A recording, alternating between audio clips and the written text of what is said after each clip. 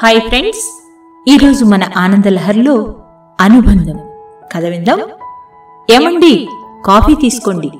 వంటగది కిటికీ నుండి బయటికి చూస్తూ భర్త రాఘవయ్య అని పిలిచారు జానకమ్మ గారు.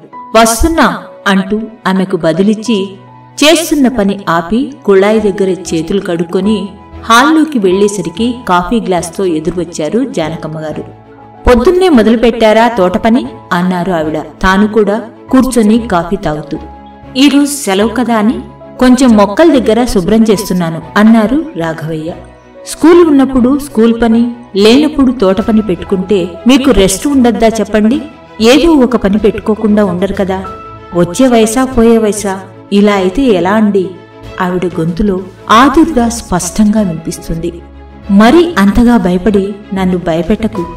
గవర్నమెంట్ వాళ్లే 2 సంవత్సరాలు పొడిగించి 60 ఏళ్ల వరకు పనిచేయమని ప్రోత్సహిస్తుంటే నువ్వేంటి నన్నప్పుడే వయసు మీరిపోయింది అన్నట్టుగా మాట్లాడుతున్నావు? ఆవిడ మాటలను కొట్టిపారేస్తూ నవ్వుతూ అన్నారు. వాళ్లకేం అవసరం అనుకుంటే ఇంకో 2 ఏళ్లు కూడా పెంచుతారు. ఈ మధ్య టీచర్ ఉద్యోగాలకి ఎవరు రావటం లేదని మీలాంటి వాళ్లకి రిటైర్మెంట్ వయసు పెంచి ఉంటారులేండి. అదో పెద్ద విషయమేమీ కాదన్నట్లుగా జానకమ్మ గారు కూడా రాఘవయ్య గారి మాటల్ని కొట్టిపారేశారు. అబ్బో, ఇలాంటి విమర్శలు బాగానే చేస్తారు మీ ఆడాళ్లు, మెచ్చుకోవడం మాత్రం చేతకాదు కదా. నవ్వుతూనే చురకంటించారు రాఘవయ్య గారు. రాఘవయ్య గారు విశాఖపట్నం జిల్లాలో ఒక గ్రామంలో టీచరుగా చేస్తున్నారు. ఆయనకి బదిలీ అయినప్పుడల్లా ఆ ఊరి సర్పంచ్ తన పలుకుబడితో ఆ చుట్టుపక్కల ఉన్న ఊర్లకు తప్ప దూరంగా వేయనిచ్చేవారు కాదు. అతనికి ఆ ఊరి వారికి మాస్టర్ మీద ఉన్న అభిమానం అలాంటిది. మొదటిసారి ఆ ఊర్లో అడుగుపెట్టినప్పుడు ఆయన కొత్తగా ఆ ఉద్యోగంలో చేరారు. ఆ వేళ విశేషం ఏంటో కాని అందరికీ తలలో నాలుకలా అయ్యారు రాఘవయ్య గారు.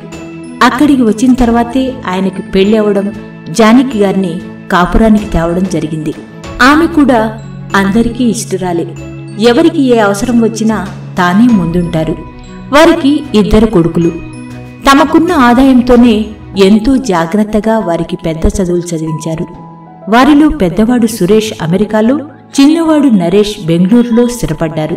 రాఘవయ్య గారు అక్కడి పెద్దల సహకారంతో ఆ ఊరిలో 1 ఎకరం పొలం, 1 ఇల్లు ఏర్పాటు చేసుకున్నారు. రిటైర్మెంట్ తర్వాత కూడా అక్కడే ఉండాలని ఆయన నిర్ణయం. ఇన్నేళ్లుగా కన్నతల్లిలాగా ఆదరించిన ఊరిని, ఆ ఊరి వారిని వదిలి వెళ్లటం వారిద్దరికీ ఇష్టం లేదు. రాఘవయ్య గారు తన పొలంలో కొబ్బరి, మామిడి లాంటి పండ్ల చెట్లు నాటించారు. ఆయనకి ఆ గ్రామంలో ప్రతి ఒక్కరూ సహాయం చేస్తారు. వారి సహాయ సహకారాలతో వ్యవసాయం మీద అవగాహన లేకపోయినా పొలం మీద ఎప్పుడూ నష్టం కలగలేదు. పిల్లలు దూరంగా ఉన్నా వారి మంచి కోసమే అన్న దృష్టితో ఎప్పుడూ బాధపడేవారు కాదు. కాని సంవత్సరానికి ఒక్కసారైనా రమ్మని అడిగేవారు. పెద్ద కొడుకు సురేష్ అమెరికా వెళ్లి 10 సంవత్సరాలైంది. చిన్న కొడుకు నరేష్ కూడా బెంగళూరులో స్థిరపడి 8 సంవత్సరాలవుతుంది. ఇద్దరూ 4 సార్లు వచ్చుంటారు. ఈ సంవత్సరం ఎలాగైనా రమ్మని చెప్పారు రాఘవయ్య గారు. ఆయన ఈ సంవత్సరం రిటైర్ కాబోతున్నారు. పిల్లలు తన రిటైర్మెంట్ సమయానికి రావాలని ఆయన కోరిక. కొడుకులిద్దరూ తమ కుటుంబాలతో ఆయన రిటైర్మెంట్ సమయానికి వచ్చారు. స్కూల్లో ఘనంగా సన్మాన సభలు ఏర్పాటు చేశారు. ఆయనను అభినందిస్తూ స్కూల్ వాళ్లు, గ్రామ పెద్దలు మాట్లాడారు. వారు కూడా ఇన్నేళ్లుగా ఆదరించిన ఊరి వారందరికీ కృతజ్ఞతలు తెలియచేశారు. మున్ముందు కూడా తాము ఇక్కడే ఉండబోతున్నామన్నట్లు చెప్పారు. ఊరి వారంతా సంతోషంగా చప్పట్లతో తమ ఆనందాన్ని తెలియచేశారు.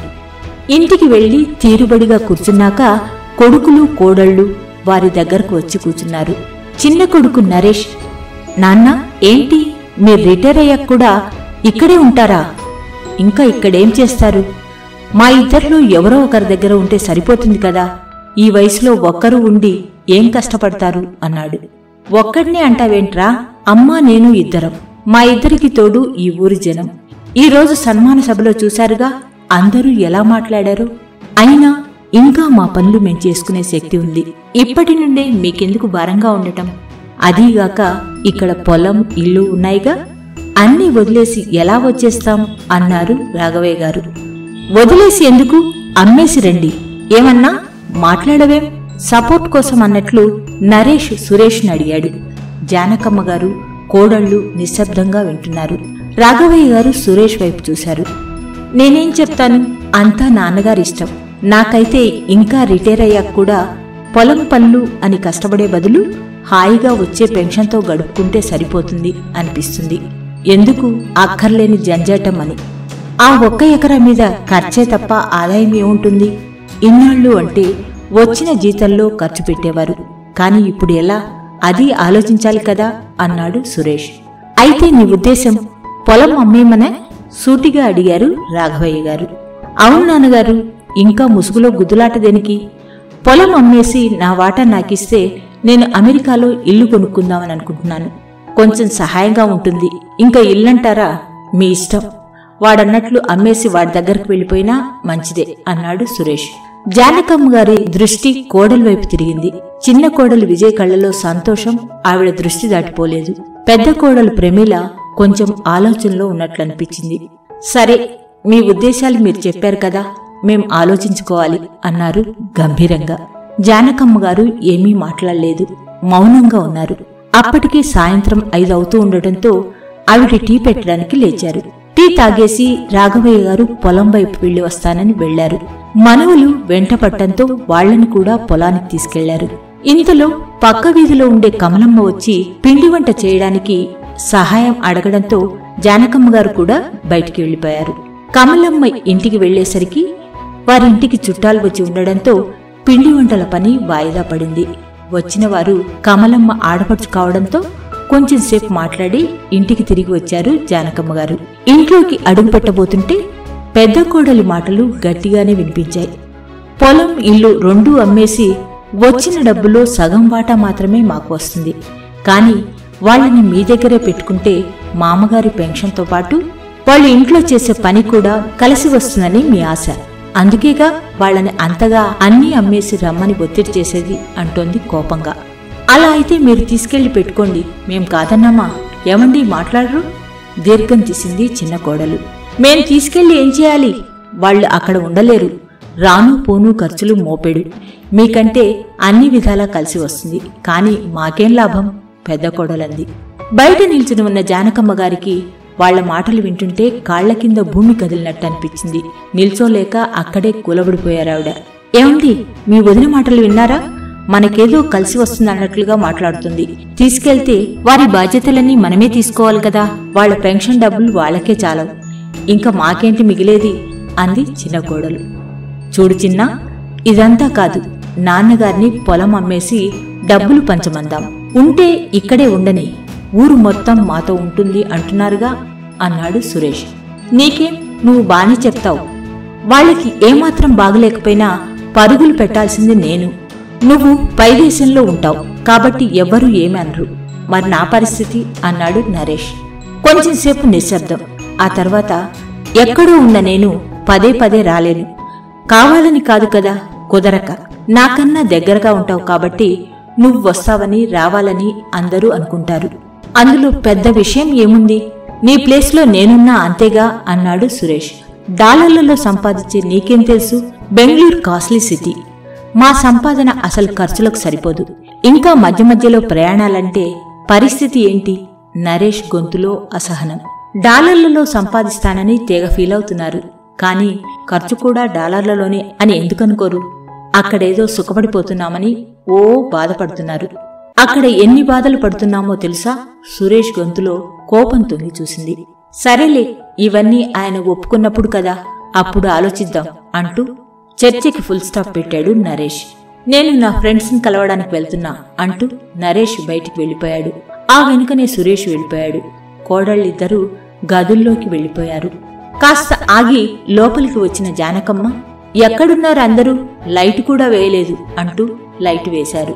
బయటికి వచ్చిన పెద్ద కోడలు, మీ అబ్బాయిలు బయటికి వెళ్లారండి అని సమాధానమిచ్చి మళ్లీ లోపలికి వెళ్లిపోయింది. జానకమ్మ గారికి ఏం చేయాలో తోచలేదు. వంటగదిలోకి వెళ్లి వంట ప్రయత్నంలో పడ్డారు. ఇంతలో రాఘవయ్య గారు మనవలు రావడంతో సందడి మొదలైంది. వంట పూర్తి చేసి పిల్లలకు పెడుతుండగా కొడుకులు రావడంతో తండ్రి కొడుకులకు భోజనాలు పెట్టేశారు. కొడుకులు లోపలికి వెళ్తుంటే రాఘవయ్య గారు పిలిచి మర్నాడు అందరూ పొలానికి వెళ్లడానికి సిద్ధంగా ఉండమని చెప్పారు. తరువాత ఎవరి గదులకు వాళ్ళు వెళ్లిపోయారు. జానకమ్మ గారు రాఘవయ్య గారిని, కాసేపు తోటలో కూర్చున్నాను రండి అని పిలవడంతో ఇద్దరూ తోటలోకి వెళ్లి అక్కడ ఉన్న బెంచ్ మీద కూర్చున్నారు. చెప్పు జానకి అన్నారు రాఘవయ్య గారు. నేనేం అనలేదే అన్నారు జానకమ్మ గారు. నీ సంగతి నాకు తెలియదా? ఏమైనా మాట్లాడాలంటే తోటలోకి రమ్మని పిలుస్తావు అన్నారు నవ్వుతూ. జానకమ్మ గారు కూడా నవ్వేసి, అనుకోకుండా నేను పిల్లలు మాట్లాడుకుంటుంటే వినడం జరిగింది అంటూ వారు మాట్లాడుకున్న విషయాలన్నీ రాఘవయ్య గారికి చెప్పి, పిల్లల మనస్తత్వాల్లో చాలా మార్పు వచ్చిందండి. చిన్నప్పుడు అన్నకు ఏమైనా ఇస్తే తమ్ముడికి ఇవ్వాలని, తమ్ముడికి కొంటే అన్నకు కొనాలని పేచీ పెట్టేవారు. ఇప్పుడేంటి ఇలా తయారయ్యారు అన్నారు కన్నీళ్లతో. బాధపడకు జానకి, మార్పు సహజం, కాలంతో పాటు మార్పులు జరుగుతాయి అంటూ రాఘవయ్య గారు ఓదార్పుగా ఆమెను దగ్గరకు తీసుకున్నారు. ఆ మాత్రానికే చల్లగాలి తాకిన మేఘంలా ఆమె కళ్ళు వర్షించాయి. ఊరుకో, నేనున్నాను కదా, నేను చూసుకుంటాను అన్నారు రాఘవయ్య గారు. ఏమండి, చిన్నప్పుడు వాళ్ళని చూసి అందరూ రామలక్ష్మణులు అనేవారు కదండి. నేనప్పుడు ఎంతో పొంగిపోయేదాన్ని. ఇప్పుడు వాళ్ల మాటలు వింటుంటే అసలు అన్నదమ్ములేనా అనిపిస్తుంది. వీళ్లు జీవితంలో కలిసిమెలిసి ఉంటారా? మళ్లీ వీళ్లని నేను కోరుకున్నట్లుగా చూడగలనా? మరోసారి ఆమె కన్నీళ్లు పెట్టుకుంది. జాను, నా మాట మీద నమ్మకం ఉంది కదా, బాధపడకు, నేను చూసుకుంటాను. నువ్వు భయపడ్డట్టు ఏం జరగదు. పద పడుకుందాం, చాలా రాత్రైంది అంటూ ఆమెని లోపలికి తీసుకెళ్లారు రాఘవయ్య గారు. మర్నాడు ఉదయం అందరూ పొలానికి వెళ్లారు. పిల్లలు ఆనందంగా పరుగులు పెడుతున్నారు. మామిడి తోటలో చల్లగా ఉంటుందని వాటి మధ్యన చాపలు వేయించారు. పనివాడు వచ్చి అందరికీ కొబ్బరి బొండాలిచ్చాడు. మామిడి తోటను చూస్తూ రాఘవయ్య గారు, ఈ తోట వేసినప్పుడు మా చిన్నాకి 8 ఏళ్లు, సురేష్కు 10 ఏళ్లు ఉంటాయి అన్నారు. అవును నాన్నగారు, నాకు బాగా గుర్తుంది. తోటలో మొక్కలు వేసినప్పుడు మేం మీతోనే ఉన్నాం కదరా అన్నా అన్నాడు నరేష్ ఉత్సాహంగా. అవును, ముందు 2 రోజులు ఏవో కొలతలు కొల్చి దూరంగా మార్కింగ్ చేయించి తరువాత మామిడి మొక్కలు పాతించారు అన్నాడు సురేష్ ఆనాటి విషయాలు గుర్తు చేసుకుంటూ. ఓహో, అయితే ఆ విషయాలు మీకింకా గుర్తున్నాయన్నమాట. అయితే మీరు చిన్నప్పుడు ఎలా ఉండేవారో, ఎలా ఆడుకునేవారో, ఎక్కడ ఆడుకునేవారో అన్నీ పిల్లలకు చూపించండి, సరదా పడతారు అన్నారు రాఘవయ్య గారు. పిల్లలు వారిద్దరి చుట్టూ చేరారు. పిల్లల చేతులు పట్టుకుని పరిగెడుతూ వాళ్ళిద్దరూ ఎలా ఎంజాయ్ చేశారో వాళ్లకి ప్రత్యక్షంగా అరుస్తూ ఆడుతూ పాడుతూ చూపించారు.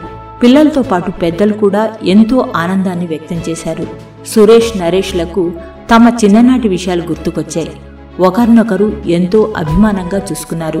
నరేష్ కొడుకు వినయ్, డాడీ, ఇన్నాళ్లు ఎంత ఎంజాయ్మెంట్ మిస్ అయ్యాం కదా, మీకే హ్యాపీ, చిన్నప్పుడు పెద్దనాన్నతో బాగా ఎంజాయ్ చేశారు అన్నాడు బొంగమూతి పెడుతూ. సురేష్ కొడుకు దీపక్, అవును బ్రో, వీళ్ళిద్దరూ బాగా ఎంజాయ్ చేసి మనల్ని ఎంజాయ్ చేయనివ్వలేదు. నీకో సిస్టర్, నాకో సిస్టర్, వాళ్లతో ఏమాడతాం? ఈ 4 days బాగా ఎంజాయ్ చేశాం కదా, ఇంకా ఎవ్రీ ఇయర్ ఇక్కడికి రావాలి, ఎంజాయ్ చేయాలి అంతే అన్నట్లు అంటూ ఉంటే అందరూ నవ్వారు.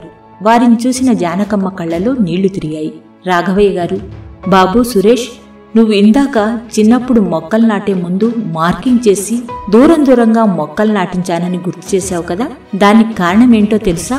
మొక్కల వేళ్లు అడుగు భాగంలో బాగా విస్తరిస్తాయి. ఒక చెట్టు ఎదుగుదల మరో చెట్టుకు ఆటంకం కాకుండా జాగ్రత్త తీసుకోవడానికి అలా చేస్తారు. కానీ చెట్లు ఎదిగాక కొమ్మలు దగ్గరగా వచ్చి నీడనిస్తున్నాయి చూసారా అన్నారు. మరి మనుషులెందుకు తాతగారు చిన్నప్పుడు కలిసి పెరిగి పెద్దయ్యాక దూరం అవుతారు? సురేష్ కొడుకు దీపక్ ప్రశ్న విని అందరూ ఉలిక్కిపడ్డారు. సురేష్, నరేష్ ఒక్కసారిగా తండ్రి దగ్గరకు వచ్చి, క్షమించండి నాన్నగారు, మిమ్మల్ని చాలా బాధ పెట్టాం, ఇంకా మీరు చెప్పినట్టు నడుచుకుంటాం అని ఆయన చేతులు పట్టుకున్నారు. అంతేకాదు, దీపు అన్నట్లు ప్రతి సంవత్సరం వస్తాం, వీలైనంత త్వరలో మన దేశానికి తిరిగి రావడానికి ప్రయత్నిస్తాను. అతని మాటలు విన్న నరేష్ సంతోషంతో సురేష్ని పైకి లేపాడు. పిల్లలంతా చప్పట్లు కొట్టారు.